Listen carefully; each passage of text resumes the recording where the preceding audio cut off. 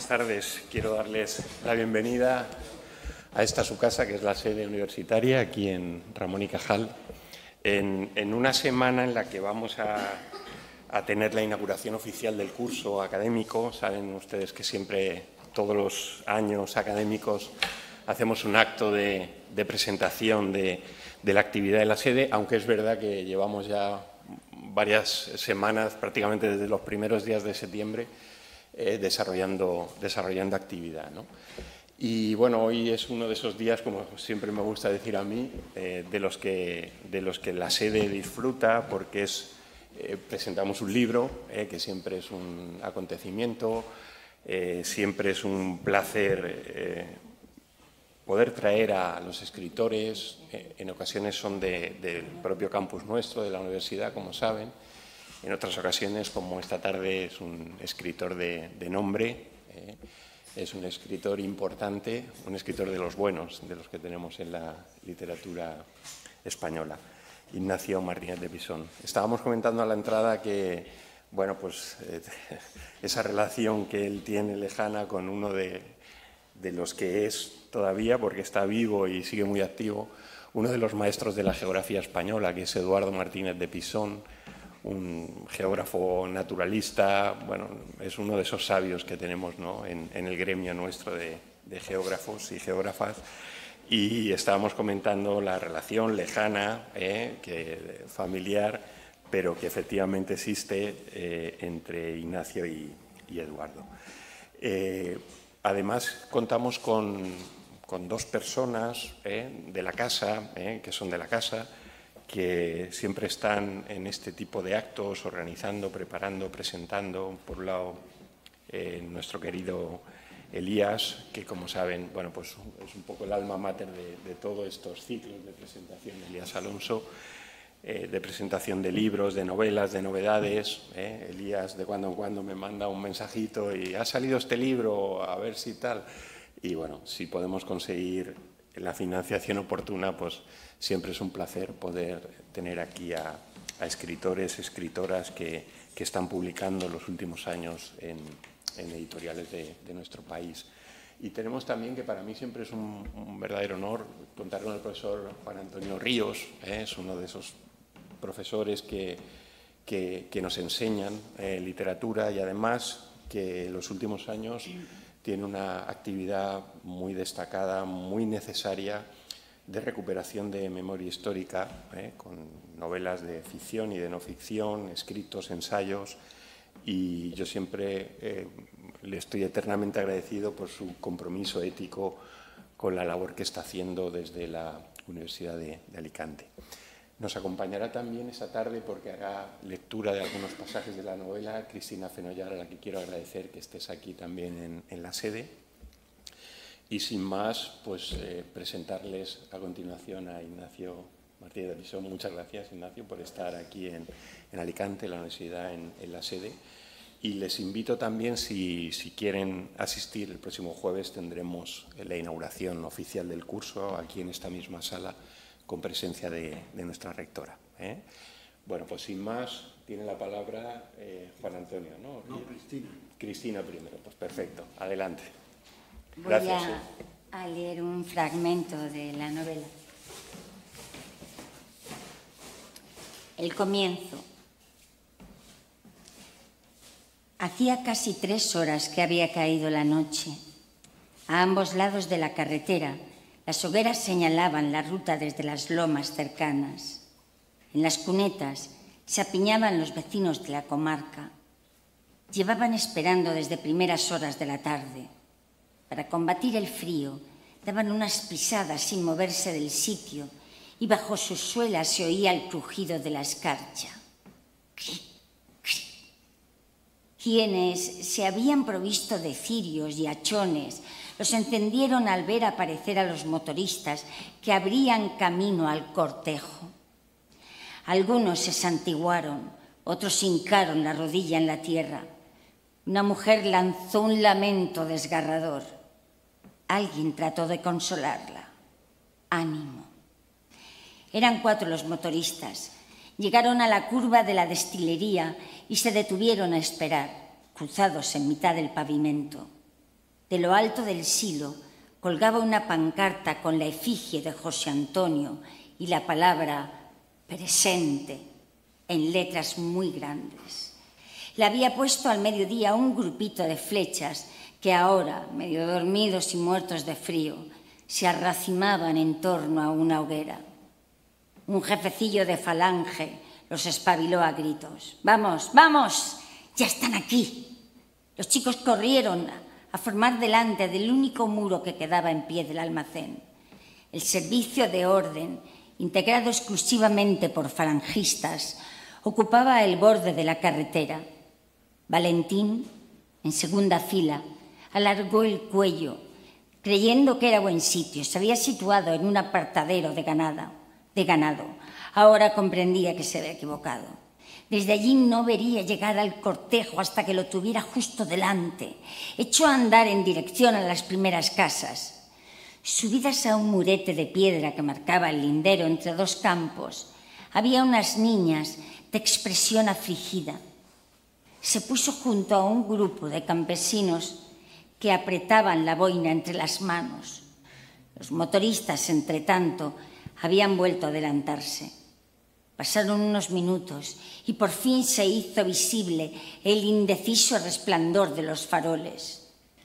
Unos sacerdotes con casullas blancas acompañaban la cruz alzada que encabezaba el séquito. Todos, a su paso, contuvieron el aliento conmovidos. Luego, de forma casi unánime, levantaron el brazo para recibir el féretro, que venía una veintena de metros por detrás. Estaba colocado sobre dos largas andas y cubierto por una bandera de falange.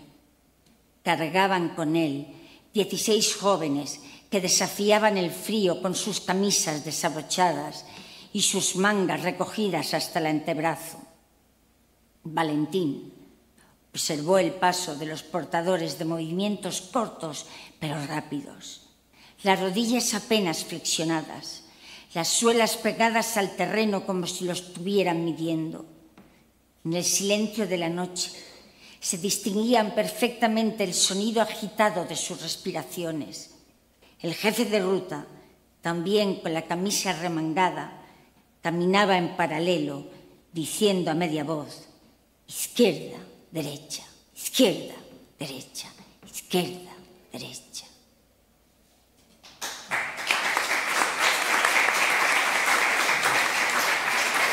Del momento. Así que os dejo sin más con el autor y con Martínez de Pisón y con Juan Antonio Ríos, que hemos pensado que es mejor que establezcan una especie de diálogo entre ellos dos y luego habrá un tiempo para que podamos hablar los demás.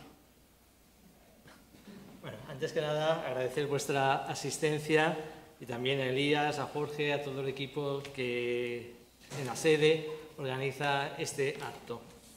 Bueno, la idea era comenzar con las palabras de Cristina Fenollar, leyendo el texto de Ignacio, y enseguida recordáis que teníamos un excelente documental que reflejaba lo mismo que hemos leído. Ese traslado de los restos del camarada fundador empieza lógicamente en Alicante y termina ya en Madrid.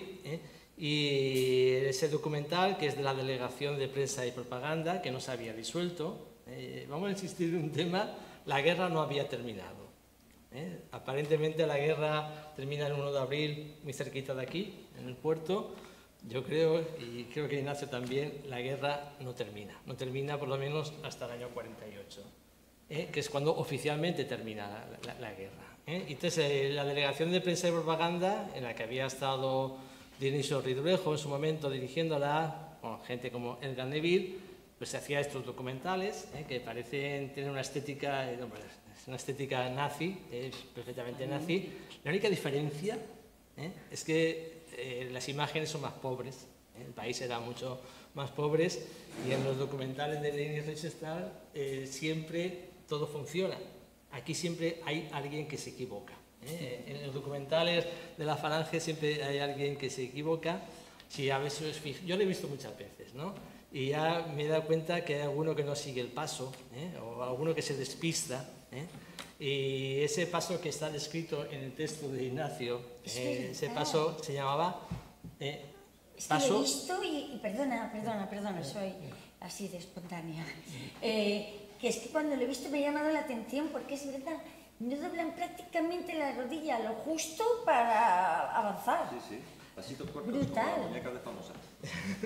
Eso se llamaba el paso José Antonio. Y hay un libro que ha utilizado Ignacio, que es el de Samuel Ross y Antonio Boutelier, que es un libro que vendría a reeditar, que describe todo el proceso del traslado de los restos, y en ese libro hay varios párrafos donde él lo describe en el párrafo este que hemos leído, pero en el libro no es que se describa el paso José Antonio, sino que se teoriza sobre lo que es el paso José Antonio, porque lo hacen así, con pasos cortos y constantes, que lo mantuvieron hasta llegar a su destino, ¿no?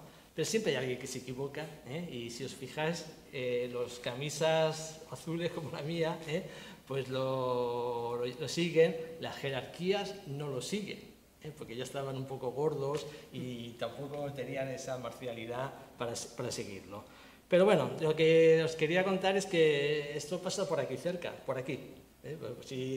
Si ahora nos retrocediéramos a noviembre del 39, veríamos pasar justo por aquí, por la ventana, el féretro con los restos del camarada fundador, y luego encaminarse hacia Benalúa, hacia la casa de prisión José Antonio, que todavía está, con otro nombre, pero todavía está. Entonces es un acto de guerra y acto de memoria al mismo tiempo. La guerra no ha terminado. Yo creo que la idea que está ahora más presente en la historiografía sobre los años 40, en la que se ha metido Ignacio con mucha valentía, porque es duro meterse en los años 40, es que la guerra no termina, y simplemente porque tenemos que hacer caso a los datos, a los documentos. El estado de guerra no se termina hasta 1948, y no porque se les olvidara firmar el decreto en cuestión, sino porque mantienen el espíritu de guerra constante, y con actos como este evidentemente se nota, ¿no? Es un acto propagandista, de propaganda, también de memoria, en el que, si recordamos el párrafo que ha leído Cristina, pues se cuenta lo que pasa, se describe, pero también se va dando cuenta de las reacciones de aquellos que asisten a ese acto. Desde los que lo hacen con convencimiento, con admiración, con tristeza, con simpatía, con fervor también, con fervor, y eso es más que evidente. No era algo falso, sino que era algo perfectamente verdadero ante aquellos, y también aquellos que lo veían con pánico. Los derrotados, evidentemente, lo veían con pánico, porque, como tú has contado en alguna entrevista, conforme pasaba por alguna localidad, también se invitaba a buscar, a disciplinar, ¿no? O sea, se aprovechaba ese acto para disciplinar a algunos republicanos de los diferentes pueblos por donde pasaban los restos. Aquí también, aquí ese día, les podéis imaginar que había, si no recuerdo mal, 7 cárceles en la ciudad de Alicante, y todas estaban repletas. Por lo tanto, la gente que era familiares de esos presos y que lo vieron, pues lo vieron con el lógico temor, y temor de saberse que estaban en guerra y estaban inevitablemente derrotados. Y esa idea, estar en guerra e inevitablemente derrotados, está presente en toda la novela que vamos a comentar hoy en día. Por lo tanto, esa imagen yo creo que la debemos mantener, ¿no? Y también ahí, con el tiempo, hasta que en ese momento nadie lo diría, hubo reacciones de humor. Porque aquí se creó enseguida una leyenda en torno al traslado de los restos de José Antonio, con un personaje popular, el Negre Lloma, que la leyenda dice que fue trasladado a los hombros de 5.000 falangistas a Madrid. La leyenda tiene una base. El Negrelloma, el vagabundo, murió pocas semanas antes de José Antonio y lo enterraron a 2 metros de José Antonio. O sea que podía, digamos, tener cierta verosimilitud y la confusión de los restos de haber llevado los restos de este célebre vagabundo norteamericano que vivía aquí en Alicante a hombros de 5.000 falangistas. ¿Por qué lo cuento? Es una anécdota, es una leyenda, pues porque ese humor sale del miedo. El miedo que enseguida necesita escapatorias y una de ellas es el humor, ¿no? Y de eso, de hecho, la leyenda circuló y sigue circulando todavía me llaman algunas veces para decirme si era verdad o no era verdad lo que pasó con el Negrelloma, pero vamos, lo fundamental es que en ese momento fue una escapatoria de aquellos que se sentían, como he dicho antes, derrotados, inevitablemente derrotados en una guerra en la que ya no se podían enfrentar al enemigo, sino que tenían que sufrir las consecuencias de esa derrota. Por lo tanto, es un acto de memoria, un acto de guerra y que nos retrotrae a la idea de que esa guerra no había terminado. Fijaros en el tono de la locución. Hay 2 versiones del mismo documental, una sin locución y otra con locución. Le he dicho a Elías que coja la que tiene locución porque el tono indica la actitud.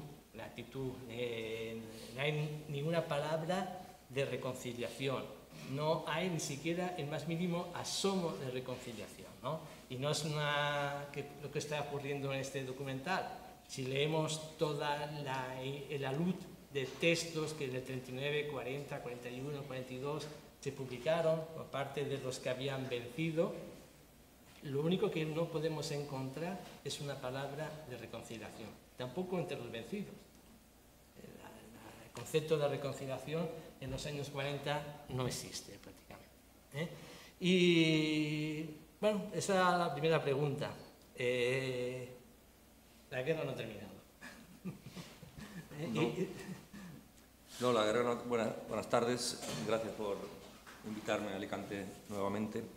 No, la guerra no ha terminado y efectivamente este acto que se celebra a los 3 años del fusilamiento de José Antonio Primo de Rivera en Alicante es muy elocuente, ¿no? Y es muy elocuente también de la ocupación del espacio, es decir, era algo que no es exclusivo del franquismo, que es habitual en todos los regímenes totalitarios, que es la ocupación del espacio para no dejar un hueco a la disidencia o al disenso, ¿no?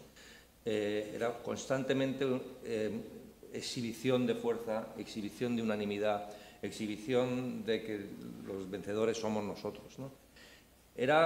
Si vemos todas las fotos y las películas de las grandes kermeses, de las grandes manifestaciones, de las grandes exhibiciones públicas del régimen en aquellos años, vemos que efectivamente acudía muchísima gente. Lo que no sabemos es cuáles eran las razones que movían a unos y otros. Es decir, en buena medida era un fervor o un sentimiento de afinidad sinceros. Es decir, eran los que habían ganado la guerra y que estaban con el ejército vencedor y por tanto se sumaban a todos esos fastos de forma no solo voluntaria sino entusiasta. Pero en muchos otros casos lo que sabemos es que también la gente se sumaba a eso por miedo, porque era una manera también de intentar integrarse en esa nueva España de los vencedores y ocultar los, digamos, pecados cometidos en el pasado. Cuanto más tarda la guerra en llegar a unas ciudades, pues más pecadores hay, ¿no? Es decir, no es lo mismo. Esta historia no es la misma en Sevilla o en Zaragoza o en ciudades que desde el principio pertenecen a la zona nacional, que en ciudades como Alicante o Barcelona o Madrid, que aguantan hasta el final. Claro, cuando vemos, por ejemplo, la misa de campaña en la Plaza de Cataluña en Barcelona, dices, bueno, es que realmente todo el mundo vivía con auténtico fervor la llegada de los nacionales, ¿no? Dices, bueno, sí o no, no lo sabemos, es decir, porque muchos de ellos estaban ahí precisamente por el miedo a quedar excluidos de esa nueva España que se estaba inaugurando en ese momento. Y cuanto más tuvieras que ocultar, mayor era el entusiasmo que expresabas y mayor era ese fervor que manifestabas precisamente para no pasar por un tibio. Era una España en la que todavía no se podía ser tibio. De hecho, era una España en la que todavía se exigían responsabilidades a quienes no se identificaban al 100% con el bando vencedor. Cualquiera que hubiera sido, digamos, que hubiera mostrado alguna afinidad, alguna simpatía con republicanos moderados, incluso con derecha monárquica, pero que no tenían acreditada una ejecutoria, digamos, falangista o franquista claramente, pues corrían el riesgo de quedar en tierra de nadie, y eso significaba prácticamente la inexistencia. La guerra efectivamente no termina. La guerra no termina hasta muchos años después, y la gente, yo creo que lo vivía además con la sensación de que podían pasar cosas, ¿no? Cuando yo elijo el marco temporal de mi novela, también lo que elijo es unas fechas que son aquellas que deciden en qué medida la influencia de la guerra mundial puede alterar la situación en el interior de España. Es decir, no es lo mismo la España de noviembre del 39, Hitler está arrasando, está ocupando Europa a toda velocidad, dentro de unos meses va a llegar a París sin encontrar resistencia. No es lo mismo esa España que la España de 3 años después, cuando ya Hitler empieza a tener dificultades en su avance hacia Rusia, y por supuesto no es la misma que al final, cuando el propio Franco se tiene que deshacer de los elementos más fascistas o más nazis de su gobierno para mostrar la cara más conciliadora ante los vencedores de la guerra mundial, que al fin y al cabo son los que le van a permitir sobrevivir 30 años más en el poder, ¿no? Esos años eran fascinantes para mí precisamente por todos esos bandazos que va dando la sociedad. Es decir, yo siempre planteo la hipótesis de qué habría ocurrido si Estados Unidos en el año 44, que es cuando está liberando Italia a toda velocidad, cuando ya Francia, la resistencia francesa, está expulsando al ocupante alemán, cuando los propios comunistas están organizando una invasión que luego acabó siendo un fiasco por el Valle de Arán, si Estados Unidos hubiera decidido hacer en España lo mismo que estaba haciendo en Italia, ¿no? Es decir, liberar España. Al fin y al cabo, bueno, pues se suponía que el enemigo era el fascismo internacional, los dictadores europeos, pues Hitler llevaba desde el año 33, Mussolini desde el fascismo del año 22, pues Franco solo llevaba desde el 36 y de hecho en tiempos de paz solo desde el 39. Es decir, en teoría era bueno, más fácil, ¿no?, acabar con él. Y sin embargo, por algún motivo se dejó pasar esa oportunidad y ya en el año 45, con el suicidio de Hitler y la ejecución de Mussolini, ya cambia todo. En el momento en que pasamos a un nuevo escenario en el que desaparecen los totalitarismos de derechas en Europa, solo hay un rival para Estados Unidos y es algo automático, ¿no? En el momento en que ya se da por cerrada la Segunda Guerra Mundial, el único rival es el comunismo. Y en ese momento Franco pues se presenta como un aliado dócil, sumiso y perfectamente anticomunista, con una acreditación anticomunista lo suficientemente avalada por su actitud, que le resulta muy útil a Estados Unidos, ¿no? Y realmente en ese momento se decide la vida de todos nosotros, ¿no? Es decir, nosotros vivimos, los que nacimos en el franquismo, hasta el año 75 vivimos unos cuantos años de franquismo, pero podríamos haber vivido en democracia, una democracia como la italiana desde nuestro nacimiento. O sea, es decir, España podría haber sido una democracia que a la manera de la italiana, que celebraron su referéndum para elegir entre monarquía y república, que se empezaron a repartir el poder, la democracia cristiana y el Partido Comunista, sobre todo repartirse, lo quiero decir que era solo la democracia cristiana, ¿no? Y podríamos haber tenido un régimen democrático tutelado por las potencias vencedoras, pero en definitiva un régimen democrático que nuestras vidas habrían sido distintas y sin duda mejores, ¿no? Claro, Franco a partir del año 45 el régimen de Franco empieza a evolucionar, ya lo ha hecho suavemente durante la guerra y va a seguir evolucionando. El franquismo de los años 60 y principios de los 70, que muchos de nosotros, por lo que veo, hemos conocido, no tiene nada que ver con el franquismo del año 39 al 45, ¿no?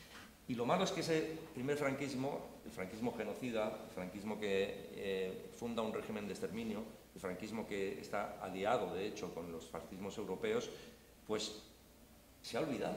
Es decir, tú ahora preguntas a la gente y claro, recordamos, la gente recuerda pues los años 60, al fin y al cabo unos años de mucha prosperidad, recuerda que no se fusilaba a tanta gente, o sea, podemos contar con los dedos de dos manos los fusilamientos desde el año 60 hasta el 75, que de hecho hay 5 fusilados un mes y medio antes de la muerte de Franco, ¿no? Pero son relativamente pocos en comparación sobre todo con unos años en los que se fusila a 50 personas, a 50.000 personas, ¿no? 50.000 personas básicamente porque eran republicanas. 150.000. No, 50.000. Creo que no es. No, en tiempos de paz son 50.000. En tiempos de paz, bueno. Claro, no podemos contar las 105.000 víctimas de la violencia política en tiempos de guerra en la zona nacional, porque eso es tiempo de guerra, ¿no? A mí me gusta siempre pensar que, en fin, bueno, las cuentas hay que hacerlas por separado. En la guerra, pues en la violencia republicana también se cobró 55.000 víctimas, ¿no? La mitad, más o menos, que en el otro bando. Y luego están todas las víctimas del frente, por bombardeos y por lo que sea, ¿no? Pero claro, aquí ya solo matan unos. A partir del 1 de abril del 39 solo matan unos. Y además es una posguerra que tenemos que comparar con las otras posguerras de las guerras civiles anteriores. Es decir, tenemos que compararlo con las guerras carlistas. Las guerras carlistas, que también eran muy sanguinarias, sin embargo, cuando se llegaba a un acuerdo, al final había siempre un intento de buscar la reconciliación, y los castigos consistían en mandar a los gerifaltes un tiempo al exilio, y al cabo de unos años podían volver, y no había esta eliminación sistemática del enemigo, como había en este caso. Tú que has trabajado mucho en los juicios sumarísimos, sabes que al principio de la posguerra te fusilaban, o sea, te cogían un día, te juzgaban una semana después y te fusilaban al día siguiente, a la madrugada del día siguiente. Es decir, el caso de las 13 Rosas es ese. O sea, de repente porque las cogen porque un oficial de la Guardia Civil es asesinado en una carretera junto a su familia, bueno, junto a su hija y a un chofer, y inmediatamente juzgan y fusilan a las 13 Rosas como en represalia, en respuesta a aquello. Y fue una cosa de un día para otro. O sea, es decir, en una sola mañana las juzgan, las condenan, al día siguiente ya las fusilan, ¿no?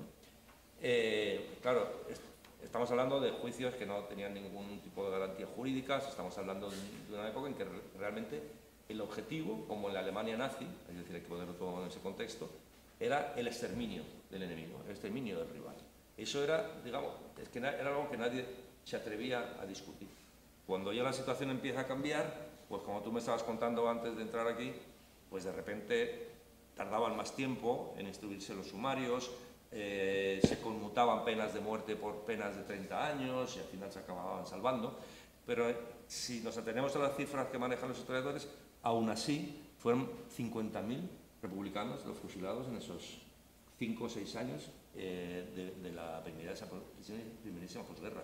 Claro, es que 50.000 es una cifra así redonda, pero hay que ir uno por uno. O sea, realmente el dolor que causa el fusilamiento no se puede decir, bueno, es que 50.000, no, es que hay que pensar en cada uno de esos casos, en cada una de esas personas cuya vida es truncada, se trunca simplemente porque era soldado del Ejército Popular o por lo que fuera, ¿no?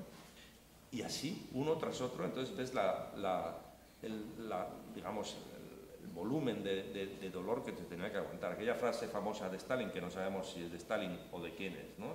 Que decía, un muerto es una tragedia, un asesinato es una tragedia, 1 millón es simple estadística, ¿no? Claro, cuando ya los reunimos a todos en una cifra y decimos 50.000, entonces los despojamos de sus individualidades, los despojamos de su biografía, los despojamos del dolor, los despojamos de las consecuencias que esas muertes tienen no solo para ellos, sino también para la gente más cercana, y lo convertimos en una cifra que acaba siendo pues aséptica y fría y una abstracción, ¿no?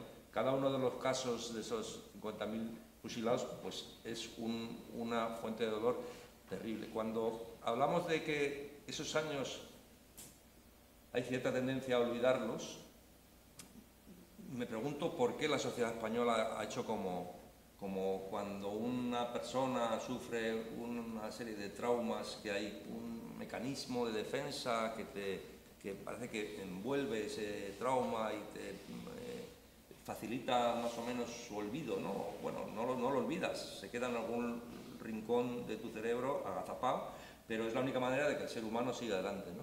¿Por qué la sociedad española no ha hablado, los historiadores sí, porque los historiadores habéis investigado eso, pero ¿por qué la sociedad española no ha hablado suficientemente de aquellos años? Con todo lo que se ha hablado de la guerra civil, se ha hablado muy poco de los años del hambre. Y cuando se ha hablado ha sido además por cuestiones casi pintorescas, ¿no? De cómo la gente sobrevivía comiendo castañas o hierbas de las riberas de los ríos y tal. Y no se ha hablado suficientemente del hecho ese de que realmente los españoles de aquella generación vivieron una España que era un régimen de exterminio, ¿no? Es que es muy difícil porque hasta hace relativamente poco, ya hablando de 20 años aproximadamente, el acceso a la documentación que se ha conservado en torno a esta época estaba prácticamente vetado. Yo tengo compañeros un poco mayores que yo, ya jubilados, que fueron los pioneros de la investigación, de los sumarios, de todo lo que es el fenómeno de la represión, y me cuentan anécdotas realmente tremendas de lo que suponía entrar por primera vez hace 20 años, porque hasta entonces era prácticamente imposible, incluso legalmente imposible, y casi un archivo militar. Y hasta catalogaban el archivo porque ni siquiera estaba catalogado, ¿no? Entonces, en estos 20 años se ha hecho un esfuerzo tremendo, pero nos queda muchísimo por investigar, y nos queda, porque son unas cifras espectaculares. Cuando Ignacio dice 50.000, debemos doblar la cifra, porque la población era la mitad, en aquella redondeando, era la mitad de la población en España que con respecto a la que hay actualmente.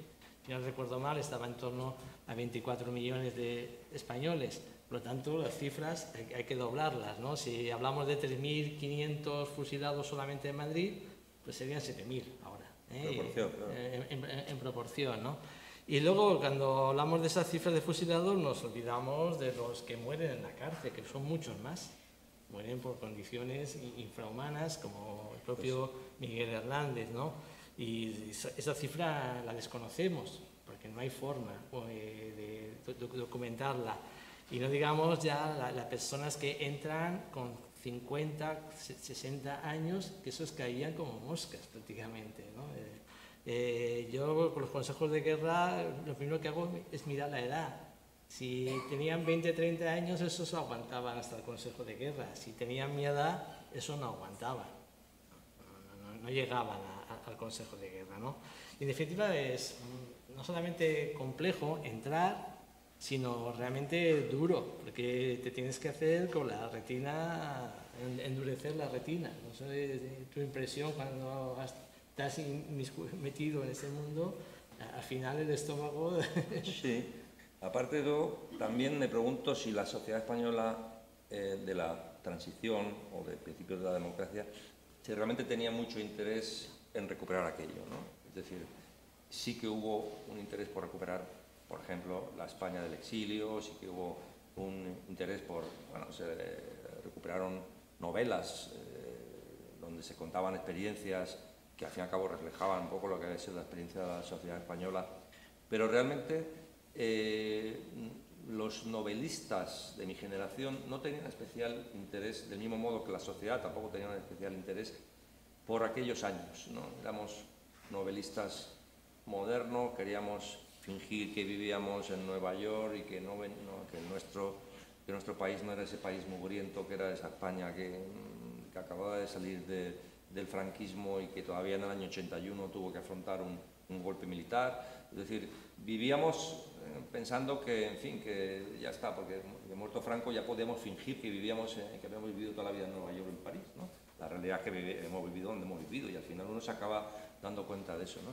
Yo cuando empiezo a sentir interés por la historia de España, por los años más convulsos de la historia de España, es años después, y yo creo que también en línea con la propia sociedad española, que hasta el año 2000 poco, también había olvidado bastante todos esos asuntos, ¿no? O sea, el éxito que tuvo Javier Cercas con Soldados a la Mina también es un éxito por la oportunidad del libro, ¿no? Porque llega en un momento en que nuevamente la sociedad española empieza a plantearse qué ocurrió, ¿no? ¿Por qué todavía no se habían terminado de cerrar las heridas? Una generación nueva, la de los nietos de la guerra civil, decide que también ellos tienen derecho a averiguar por sí mismos qué es lo que ocurrió y si esta versión coincide con la de nuestros padres, que al fin y al cabo vivieron largo franquismo y tuvieron que adaptarse a la realidad, o con la de nuestros abuelos que vivieron la guerra y que ya estaban desapareciendo y que en algún momento también pues decidieron callar, ¿no? Tú hablabas efectivamente de los historiadores. Yo recuerdo a principios de los años 2000, de repente empiezan a salir libros muy interesantes. No sabíamos cuántos campos de concentración había en España hasta que salió un libro de Javier Rodrigo que se dedica a investigar el universo concentracionario español, y sabemos que hay unos 200 campos simultáneamente a finales del 39 funcionando en toda España, ¿no? Claro, son cosas que esto no lo sabíamos porque sencillamente no se había publicado, porque los historiadores no habían tenido acceso a las fuentes o no habían tenido interés suficiente o porque no habíamos tenido nosotros el acceso a los estudios de los historiadores. Solo con el trabajo de los historiadores de todos esos años, los novelistas hemos podido empezar a escribir sobre aquello. Con la información que teníamos entonces no habríamos podido escribir los libros que estamos escribiendo ahora. Es decir, nos faltaban datos. La historia local es también una disciplina que se ha desarrollado mucho en las últimas décadas y que gracias a eso hemos llegado a tener conocimiento de las cosas que ocurrían en las pequeñas ciudades, en los pueblos.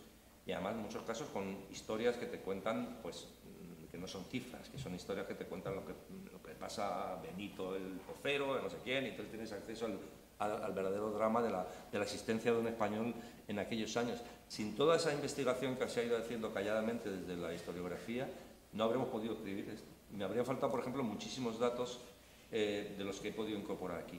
No por casualidad ha salido el libro este de Andrés Trapiello, que es una revisión de un libro antiguo que me parece que es del año 2000 o 2001.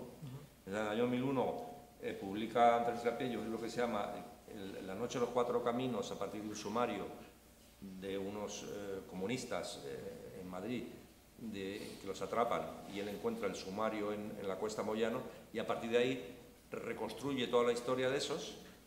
Pero claro, resulta que ahora ha hecho la versión definitiva, porque entre tanto han ido saliendo muchas más informaciones sobre cómo era la resistencia al franquismo, sobre cómo estaba organizado el Partido Comunista en la clandestinidad, sobre unos y otros, y entonces ha tenido que hacer la versión definitiva ahora, que se ha publicado este año, porque en estos 20 y pocos años ha salido mucha más información de la que existía en el año 2001, ¿no? Entonces, del mismo modo que él no pudo escribir la versión actual en el año 2001, yo creo que esta novela no habría podido escribirla hace 20 años.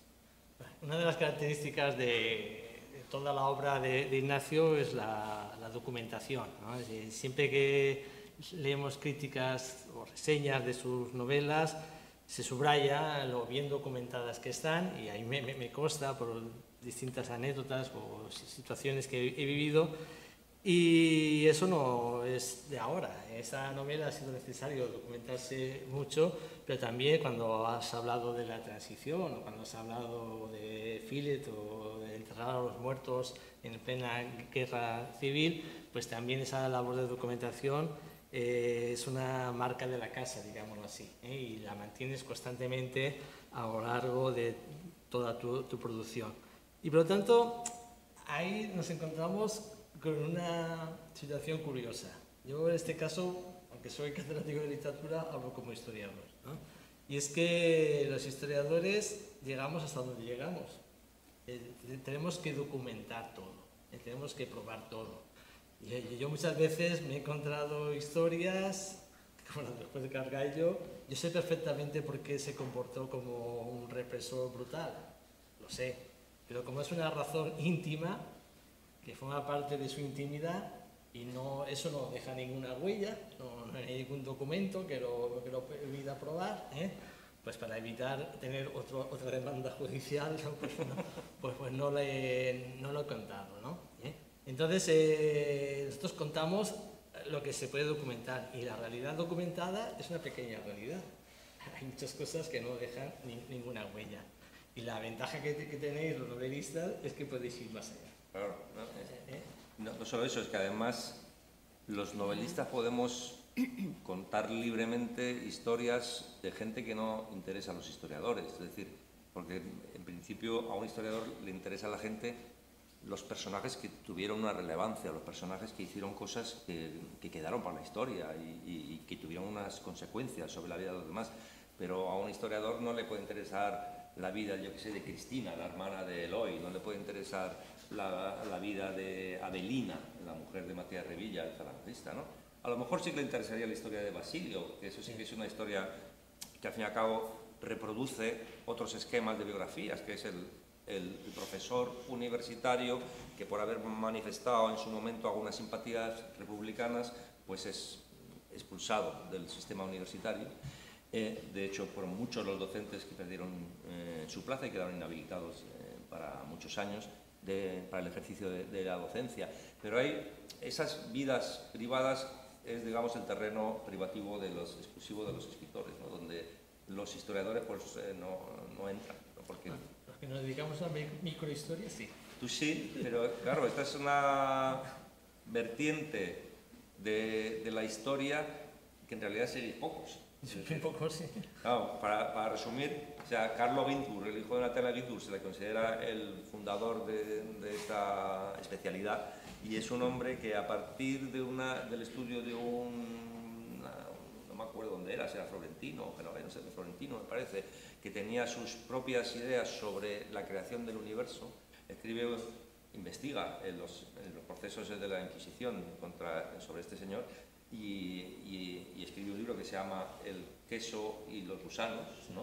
Claro, porque este señor tenía la idea de que el mundo era como un queso que se pudría y entonces salían los gusanos, y de esa manera surge la vida también en la tierra, ¿no?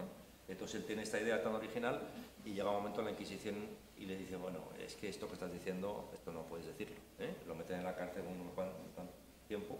Y entonces él dice, vale, no, pues no lo diré más, pero al cabo de un tiempo lo vuelve a decir. Entonces dice, mira, lo siento mucho, pero acaba, te tenemos que ejecutar, ¿no? Entonces, claro, a partir de la vida y del pensamiento de un hombre simple, creo que era agricultor o no sé qué era. Molinero. Molinero, era molinero. Reconstruye toda una manera de pensar y una manera de vivir de toda una sociedad en un momento dado, ¿no? Carlo Ginzburg se fija, por tanto, en personas, digamos, anónimas, nadie es anónimo porque todo el mundo tiene un nombre, pero personas de vida de escasa relevancia, para reconstruir toda una manera de entender el mundo en la época en que surge la Contrarreforma, y hay ese choque, ¿no? Choque religioso y choque social, ¿no? Cuando hablamos de tiempos más recientes, hay mucha documentación, hay mucho testimonio, hay mucha historia oral, hay muchas cosas que que llegamos a contar, porque es muy fácil acceder, o relativamente fácil acceder a esa información, ¿no? De todas maneras, yo cuando leí el libro del molinero, envidié la documentación que tenía Carlos, porque la Inquisición dejaba hablar al molinero, a diferencia de los consejos de guerra, donde no dejan hablar a los procesados. O sea que había más facilidad para escribir ese libro que hacerlo con microhistoria a partir de los consejos de guerra. Sí. Bueno, pero hay un momento en que se juntan las disciplinas del historiador y del novelista, y hay libros que ya no sabes a qué género pertenecen, ¿no?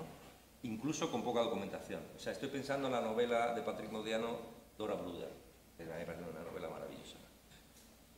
O sea, un buen día descubre Patrick Modiano que en un periódico antiguo de la época de la ocupación descubre un anuncio en un periódico donde se dice niña desaparecida, Dora Bruder, ¿no?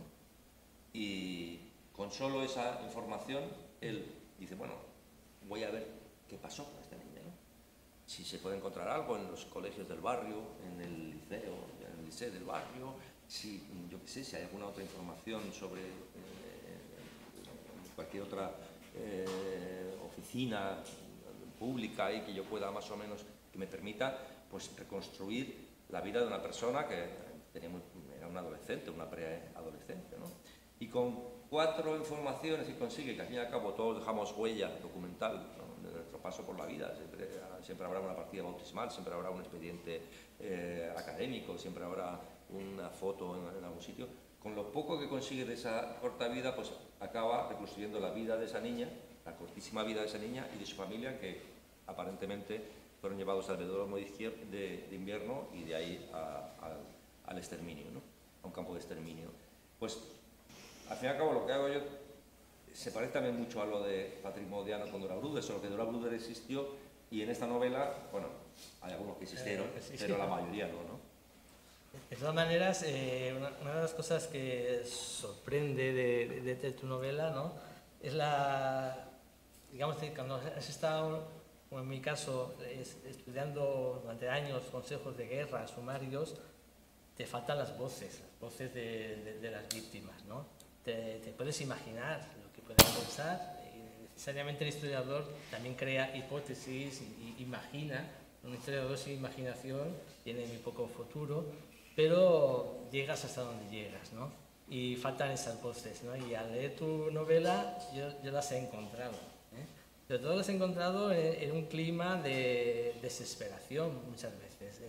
La palabra que a mí me surge más, el concepto, es el de desesperación, de gente que no tiene ningún futuro, gente que es muy joven, muchos de ellos, pero que ya la vida se les ha acabado prácticamente y son auténticos desesperados que hacen cosas a veces absurdas, que no tienen ninguna racionalidad en función de esa desesperación, ¿no? Y yo creo que con mucho conocimiento, con mucho respeto, con ese respeto que siempre tienes al lector, y con mucha claridad, tú les has dado esas voces y por fin les hemos escuchado. Porque a partir de la documentación que se conserva en los archivos militares o cualquier otro archivo, por desgracia esas voces aparecen muy limitadas, muy entrecortadas. La Inquisición militaria del Molinero les daba más oportunidad de hablar que los militares en los años 40, ¿no? Por tanto, tú les has dado esa voz y yo creo que es algo que para quienes estamos en el campo de la historia pues nos atrae mucho. Nos atrae mucho porque es una forma de, a través de la imaginación, pero una imaginación creativa como la tuya, darles una voz que hasta entonces la hemos supuesto, pero no la hemos escuchado. Ya. Bueno, tú hablas de desesperación, yo también hablaría de intimidación, ¿no? Es decir, era un régimen absolutamente intimidante, en el que quien no comulgaba al 100% con él, pues podía temer que le llegaran acusaciones del lugar más inesperado, ¿no? Porque no bastaba con que no hubieras hecho nada, que cualquiera, por salvarse a sí mismo o por salvar a otros, podía acusarte de cosas, ¿no? Y por supuesto ahí lo que había que demostrar era la inocencia, nadie tenía que demostrar tu culpabilidad, ¿no? Ya inmediatamente eras sospechoso, ¿no? En algún momento sale una mujer que escucha la radio, la BBC, porque había emisiones en español para la BBC. Bueno, es que eso podía bastar para que te llevaran al calabozo y para que te consideraran una persona desafecta, ¿no? Como anécdota, en el juzgado militar de prensa, donde iban todos los periodistas y escritores que eran procesados, las pruebas eran anónimas, eran informes anónimos de personas de probada solvencia moral. A partir de ahí ya no sabíamos nada más, y el secretario instructor transcribía esas fichas sin posibilidad de ver la fuente. Y sin comprometer, por tanto, a la persona, ni siquiera si existía esa prueba. O sea, era anonimato total. Claro, pero date cuenta de que era un mundo en el que la delación estaba a la orden del día, ¿no? Es decir, tenías los porteros, los serenos, los vecinos, no sé, siempre había gente que estaba pendiente de si, en fin, si eras un buen español o si no eras un buen español, porque te podían acusar de cosas que habías cometido y que eran reprobables desde el punto de vista de las nuevas autoridades, o te podían acusar de cualquier cosa, ¿no? Uno de los casos que sí que más o menos documenté a partir de otra historia es la de ese señor que es no dentista, sino mecánico dentista, ¿no? Que había estado en Madrid durante toda la guerra. Y entonces el simple hecho de haber trabajado con oro para hacer empastes lo hacía sospechoso. Porque claro, durante la guerra, ese oro de dentaduras, ¿de dónde procedía en la España, en el Madrid de las checas? Pues de las checas, ¿no? En gran medida era muy difícil demostrar que tú trabajabas con un oro para empastes, para dentaduras, que no viniera de ahí. Y el simple hecho de que durante esos 3 años hubieras estado haciendo muelas de dientes de oro, ya te convertía en culpable porque eras sospechoso de haberte beneficiado del oro de los que habían sido asesinados en las checas, ¿no? Y este caso, ya yo lo aplico la historia a uno de los personajes. Este caso lo leí en un libro y realmente es un tío al que también lo acabaron no ajusticiando, pero me acabo yendo a la cárcel. Acabas de citar el colectivo de los porteros. Hay un libro de este mismo año de un historiador muy joven gallego que ha documentado el papel de los porteros en los consejos de guerra. Los porteros eran fundamentales, eran los que aportaban más información, ¿no? Y hasta incluso me he encontrado un caso curioso y divertido hasta cierto punto, ¿no? Y es un acusado que vive en una casa con un portero y una portera, era matrimonio. La portera le pone a parir y el portero le dice que es una bellísima persona y el juez instructor ya no sabe qué hacer. porque no había pruebas, no había instrucción, no había ninguna investigación judicial. Solo había el testimonio de la portera. Testimonio de portera o de un vecino, o en el 39 la Falange establece los responsables de escalera. Sí, los jefes de casa. Bueno, El jefe de casa. este fragmento que te voy a leer luego va por ahí, la cosa de que por cualquier cosa, detallito, podías Sí, pasaba a estar... ser sospechoso. Sí. O sea, que era un clima de delación total, y una delación favorecida, además, y pagada incluso. Bueno, es que los porteros solían ser antiguos soldados, algunos de ellos con alguna disminución física, del bando nacional, por tanto gente de confianza, ¿no? Era la mejor manera de tener controlada la escalera. Ponías ahí a un tío que había estado luchando en el requeteo o donde fuera, ¿no? Pero también había algunas, sobre todo porteras, que se habían hecho de la UGT. Había un sindicato de porteras bastante potente de la UGT en Madrid, ¿no? Y eso lo pasaron realmente mal.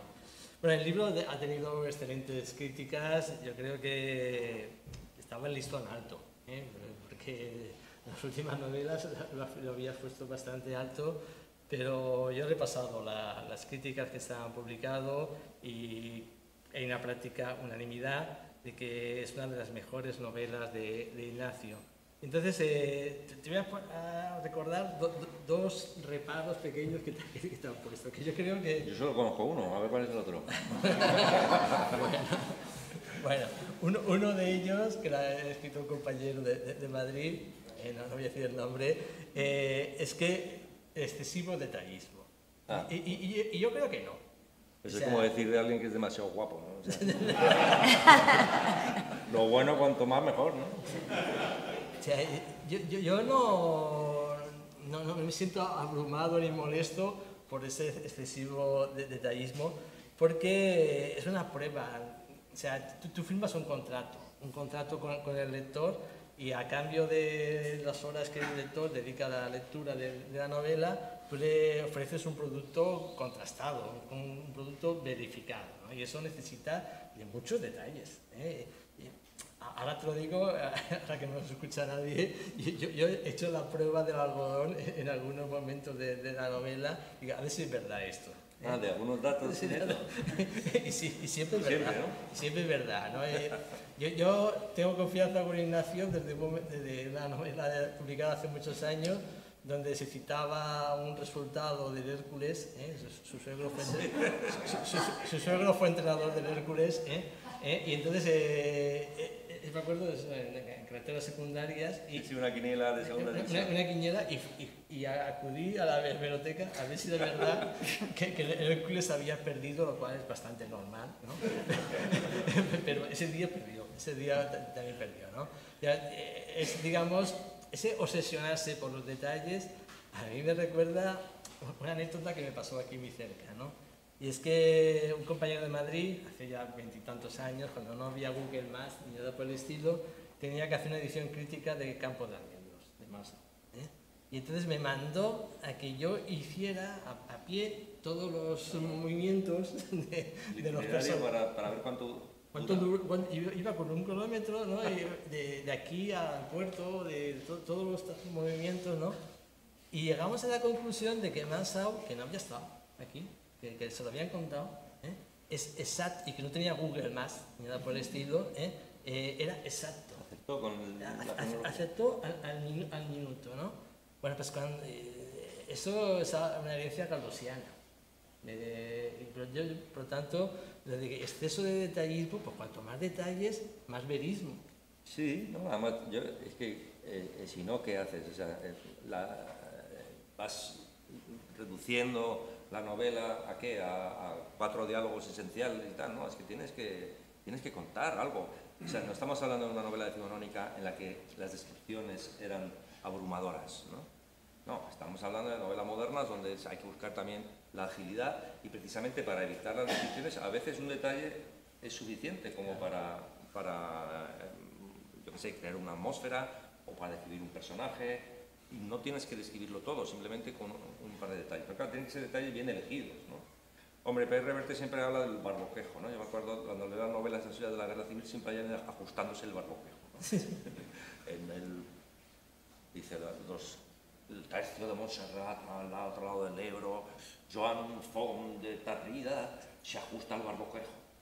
Dice, y en la orilla opuesta, en el ejército popular, Francisco Rodríguez se ajusta al barboquejo, ¿no? Es como esa ganas de sacar un término de léxico militar para demostrar que tienes... Que sabes. Sí, que manejas con familiaridad ese léxico, ¿no? Pero es verdad que un soldado alguna vez se ajusta al barboquejo, ¿no? Por lo tanto, y que los cascos llevaban barboquejo, ¿no? Por tanto, no está mal que alguien lo diga, ¿no? Entonces yo también pues meto así detalles que algunos de ellos los tengo que investigar, ¿eh? O sea, hay una herramienta por ahí que utilizan que no sé ni cómo se llama, una cosa que leí. Claro, es que me tengo que leer libros de la vida rural de la época. Yo no sé distinguir un roble y una sandía, ¿no? O sea, yo de repente tengo que hablar de cómo se hacían las casetas, los maquis y tal. Entonces tengo que mirar cómo las plantas que utilizaban para hacer los tejados, que creo que era retama. Tal, son cosas que yo no estoy familiarizado con eso, pero tengo que leer los libros de memorias de unos y de otros e ir sacando datos para luego utilizar esos datos, ¿no? Entonces, claro, en cuanto veo como... Yo miro como... En el libro creo que sale una vez, ¿no? Pero para llegar a esa vez en que menciono la retama, creo que es la retama, me busqué no sé cuántos libros, ¿no? Hasta encontrar los datos de cómo eran las chozas que hacían los maquis porque claro, cambiaban de sitio con bastante frecuencia, entonces hacían unas casas que para protegerles de la lluvia, con eso bastaba, pero es que a los 2 días estaban en otro sitio y tenían que volver a hacer otras chozas, ¿no?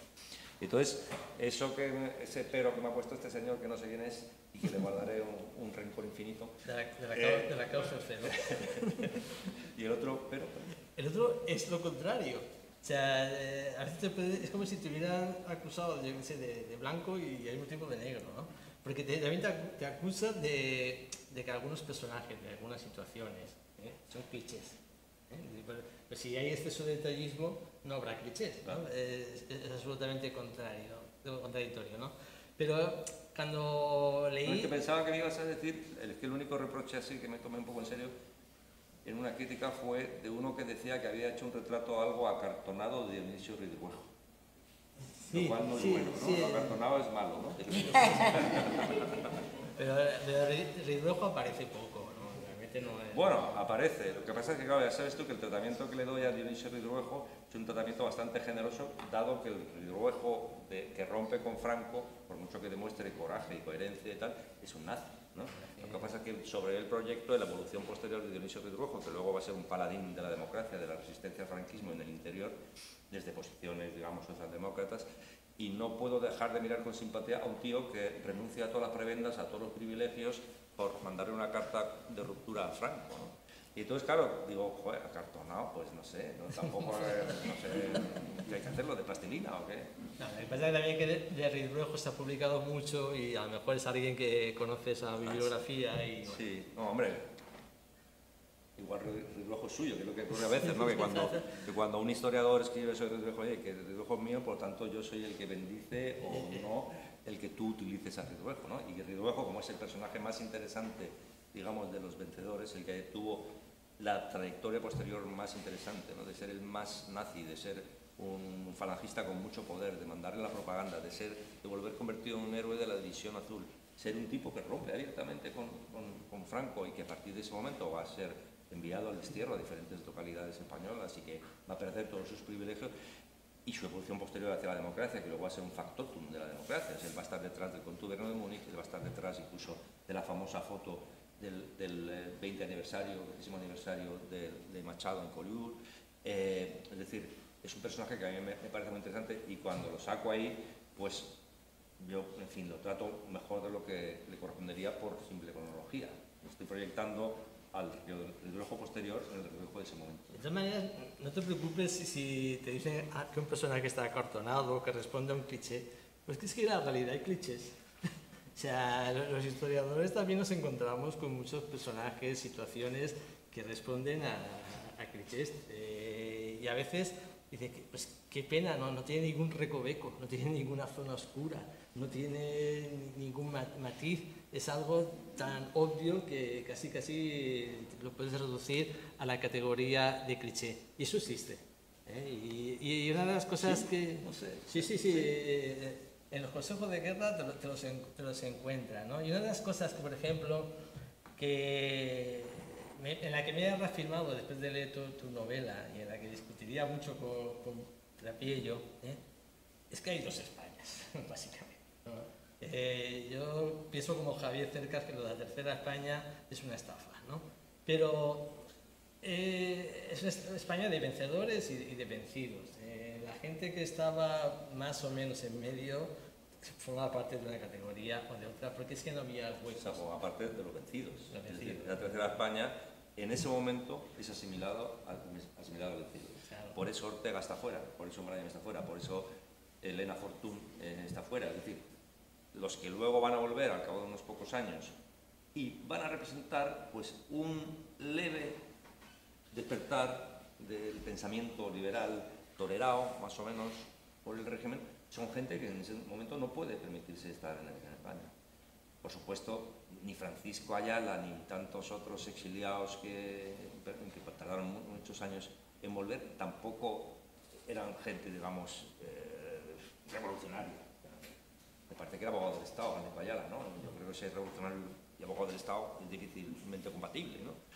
Y sin embargo, pues para mí sí que existe esa tercera España, precisamente en un momento, o sea, no lo vemos en ese momento porque esos están asimilados a los vencidos, pero en cuanto empieza el régimen a abrir un poquito las ventanas, entonces vemos que sí hay gente que se mantiene fiel a los postulados de los vencedores y gente que no es exactamente así.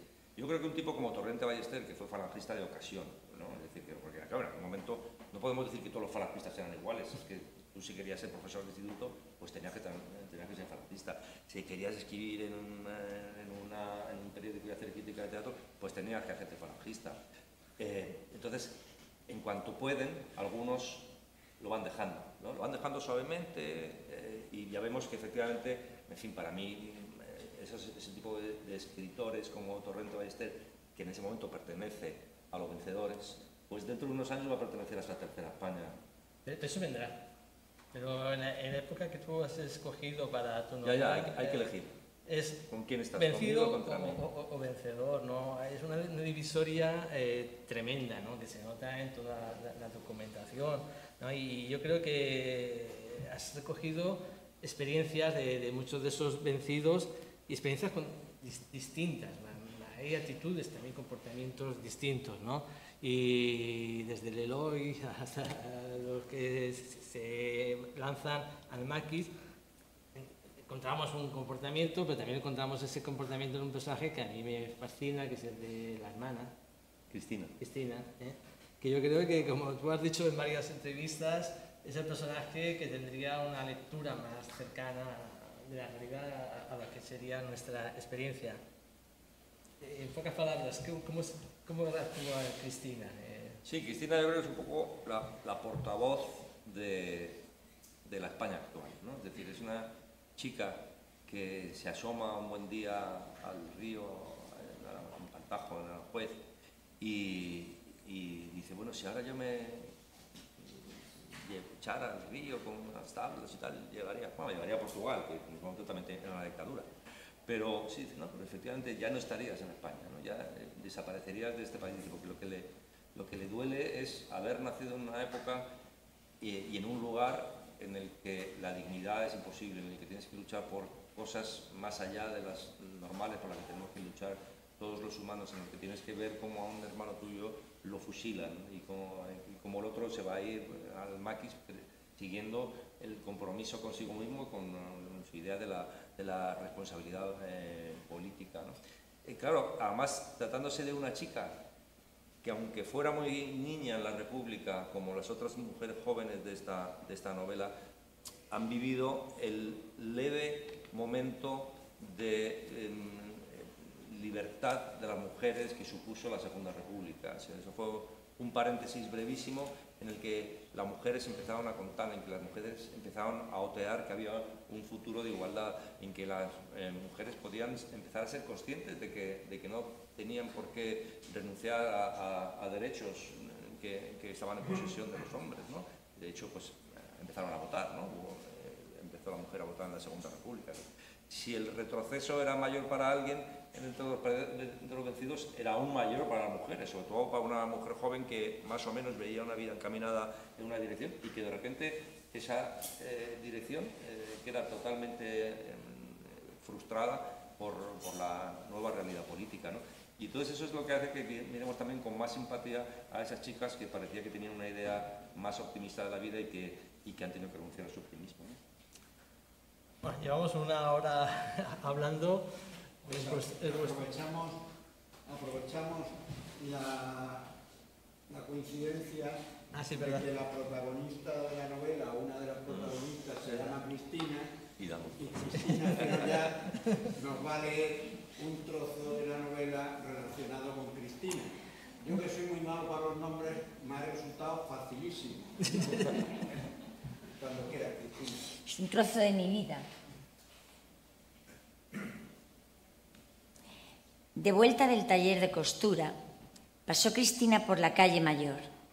En una tienda de ropa religiosa para la que trabajaba en sus ratos libres, le tenían guardado un paquete con prendas que debía arreglar. Recogió el paquete y se fue a su casa. Delante de la entrada de la corrala estaba aparcada una camioneta con el yugo y las flechas. Doña Sole, con la escoba en la mano, le hizo un gesto que quería decir: ya están, otra vez estás aquí. En el patio, subida a un escalón, una joven voluntaria de la sección femenina, con falda plisada y abriguito de paño sobre la camisa azul, leía con voz aflautada una cuartilla. Atendiendo a razones económicas y sanitarias, el Ministerio de Industria y Comercio prohíbe taxativamente la utilización de papel impreso para envolver productos alimenticios o manufacturados de cualquier clase.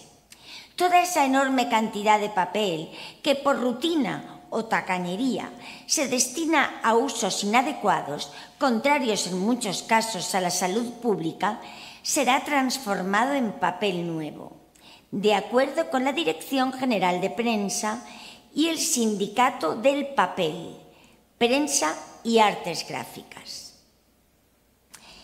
Era el llamado Día del Papel, que se celebraba los últimos jueves de cada mes. Cristina se abrió camino entre los escasos vecinos que prestaban atención a la mujer y, al pasar junto a esta, saludó con un leve movimiento de cabeza. Delante de las puertas del primer piso esperaban pequeñas pilas de periódicos viejos que otras dos voluntarias habían empezado ya a recoger y a amontonar junto a la escalera. En unos minutos llegarían a su vivienda. La gorda Anita cruzó el pasillo con un atado de ejemplares de Arriba. Aquí tienes. Estas son capaces de informar a la policía, susurró Cristina, guiñando un ojo a su amiga. Se decía que la campaña también servía para obtener información sobre las lecturas de unos y otros y su grado de colaboración con las autoridades. Así que los vecinos, con el fin de no levantar sospechas, se organizaban para repartirse periódicos, preferiblemente de Falange. Los ejemplares de Arriba los traía Anita de casa de un familiar que trabajaba en el Ministerio de la Gobernación. La propia Anita los dejó delante de su puerta. Así no te molestarán, dijo. Cristina entró en el piso, que a esas horas siempre estaba frío, y abandonó el paquete de ropa en cualquier sitio. Sin quitarse la chaqueta, se sentó en el borde de la cama.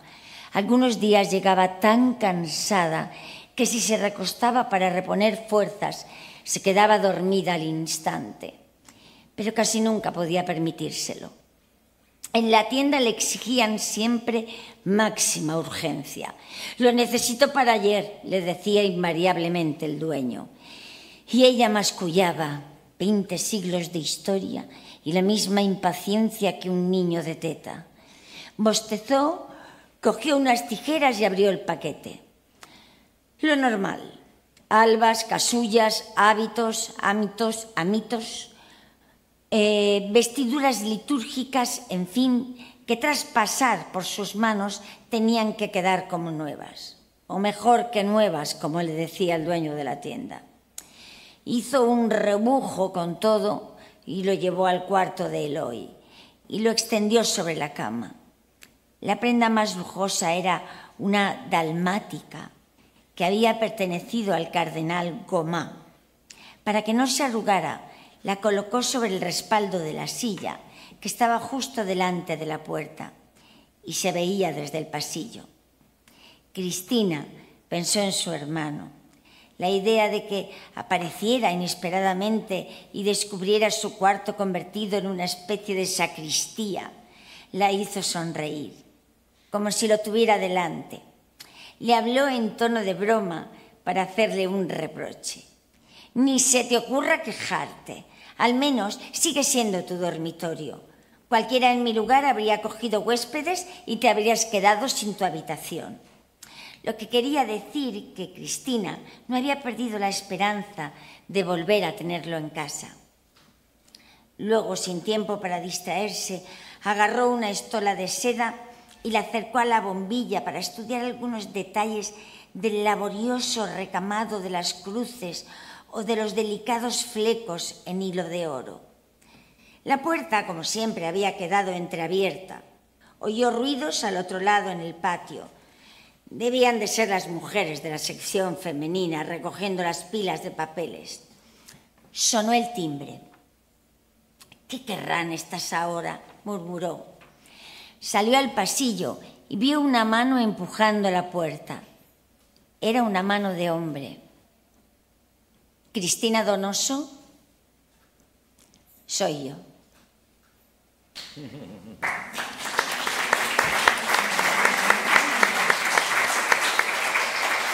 Gracias.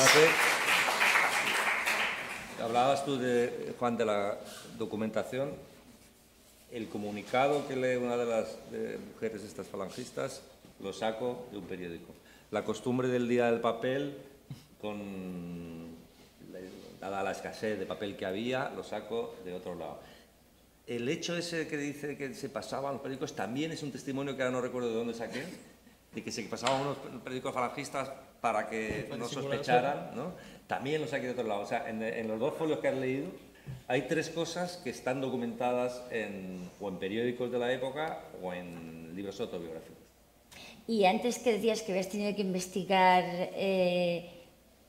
también el tema de las ropas. Imagínate, porque claro, ha habido una que es que no sabían dónde ponerle el acento. Claro, era llana. Si no me preguntes lo que es un amito. Dalmito. Amito. Amito y luego, en fin, unos nombres rarísimos. La casulla sí que nos es más familiar, pero hay nombres casulla, que yo estola. pensé, se lo habrá tenido que... Pues esto demuestra que tienes razón el de la crítica, el excesivo detallismo.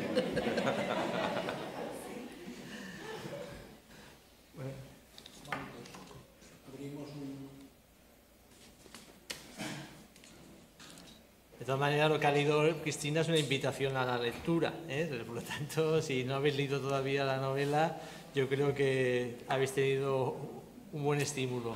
Con lo que os he leído, tenéis que leer la novela. Seguro. Hombre, yo quiero leer la novela porque a mí no me ha dado tiempo. Pues aquí me dio el texto, pero no había tiempo suficiente para leer el libro. Pero bueno, me contó y ahora me apetece leerlo, claro. Además de que se puede vender en la puerta, como ya sabéis, y firmar. Yo no quiero cerrar este día, aunque sin contaros dos anécdotas. Una fue cómo descubrí, yo creo que todos debíamos de pensar cómo descubrimos a los autores. El Quijote es fácil, ¿no? Saber que Miguel de Cervantes pues estaba en casa y tal. Pero ¿cómo descubrí yo a Martínez de Pisón? Fue un artículo de un escritor en el periódico El País que hablaba de una novela que se llamaba Enterrar a los muertos. Pero yo leí esa novela, me impresionó y nunca leí el nombre del autor. Hasta que otra vez me llegó otra novela que se llamaba, la que hicieron en televisión, El día de mañana, que es una novela redonda. Y ahí sí me fijé en el autor. ¿El día de mañana? Claro. La serie de televisión. Y entonces, me encantó. Perdón. Y entonces dije, yo tengo que conocer a Martínez de Pisón. Y hoy te he conocido, es decir, que quien lo sigue, lo consigue, se decía antes también, ¿no? Bien. Y acabo, porque no quiero aburriros más. No, es muy ameno lo que comentas. Gracias. Cristina, es que, bueno, somos amigos. Bueno, no, pero... Y otro día contaré cómo conocimos a Cristina, ¿verdad, Pepe? Bien, el tema es que tú también has hecho guiones de cine y eso en las novelas se nota que eso del detalle es que para un guionista es fundamental, porque te explica hasta qué ropa, como hemos visto, tendría que tener encima de la cama, ¿no?, en el paquete. Entonces se nota que el trabajo de guionista también es importante en carreteras secundarias y todo esto. Muy bien. Pues de hecho, hablaba de las 13 rosas porque el guión de la película es suyo. Pero madre mía, ¿pero con quién estamos? ¿Pero con quién estamos? Hombre, las 13 rosas... Pues qué maravilla. Además, claro, es una historia que me encarga Pedro Costa, que en paz descanse, el productor, y que era un hombre que le gustaba documentarse, ¿no? Porque el periodista que había hecho el libro, que se llama Carlos Fonseca, y que había tenido acceso a la documentación judicial, había hablado con familiares de algunas de las chicas, y había reconstruido las biografías de algunas de las 13 rosas, pero esa era la información que él tenía, pero nos dio direcciones para que fuéramos a hablar con gente que estuvo en la cárcel de Ventas con ellas, el hijo de la única de las 13 chicas que tenía un hijo, ¿no? Y de repente fue otra de esas veces en las que me descubro a mí mismo como historiador amateur y que disfruto descubriendo cosas que otros no saben que hay que contar, porque vale la pena contar cosas, algunas de estas cosas pequeñas que no son muy importantes para la historia de la humanidad, pero que son importantes para mí y que probablemente lo sean para alguien más, ¿no? Y uno se siente, que tiene una especie de responsabilidad, ¿no? Y entonces, la verdad es que hablé con mucha gente porque de repente yo no sabía cómo se vivía en la cárcel de Ventas, tampoco sabía exactamente cuál era la atmósfera que se vivía en agosto del 39 en Madrid, o sea que tuve que documentarme y informarme para cosas que luego me han servido para esta novela. Y entonces, hace poco recordaba, precisamente en una de las entrevistas que tuvimos, fuimos a ver al hijo de la única de las 13 rosas que tenía un hijo, ¿no? Se llamaba Enrique y vivía en Villaviciosa de Odón. La rosa esta ni siquiera formaba parte de las Juventudes Socialistas Unificadas. No se sabe muy bien por qué la metieron en el mismo paquete y la fusilaron también, ¿no? Aparentemente la única prueba que tenían contra ella era que su marido, que era músico y que hizo la guerra en una banda musical del ejército republicano, en una de las fotos aparecen todos los músicos con el puño en alto. Y entonces solo porque aparece el músico con el puño en alto, lo fusilan esa noche a él, en el grupo de los 30 y tantos chicos a los que fusilan, porque esa noche fusilan a 13 chicas y a 30 y tantos chicos, ¿no? Lo fusilan a él, pero también a ella. Y esta mujer, que se llama Blanca Brisac, y este músico tenían un hijo que se llamaba Enrique. Y entonces cuando vamos ahí, claro, yo pensaba, imagínate un señor que cuando era pequeño, cuando era niño, le han fusilado la misma noche al padre y a la madre, ¿no? Digo, ¿cómo habrá sido la vida de este señor durante el franquismo? ¿Qué habrá hecho? ¿Qué habrá sido de él? O sea, ¿cómo será ahora una persona así? Porque no quiero ni imaginar si a mí me hubiera ocurrido eso o a cualquiera de nosotros, ¿cómo sería nuestra vida, ¿no? Entonces llegamos a la casa del apartamento que vivía con su hija y su yerno, y lo primero que veo nada más entrar es una placa con la efigie de la pasionaria y la famosa frase esa de es mejor morir de pie que vivir de rodillas, ¿no? Digo, bueno, aquí ya te puedes imaginar lo que te vas a encontrar. Y entonces ya por fin me siento ahí con el señor Enrique y le digo, bueno, cuénteme cosas y tal. Y me empieza a contar su vida y resulta, sus amigos eran todos falangistas, que no sufrió durante el franquismo. Sí, que alguno le llamaba rojillo de vez en cuando, pero que él no tuvo ningún problema. O sea, la capacidad de adaptación del ser humano a una situación hostil es tremenda, ¿no? Y más de un niño.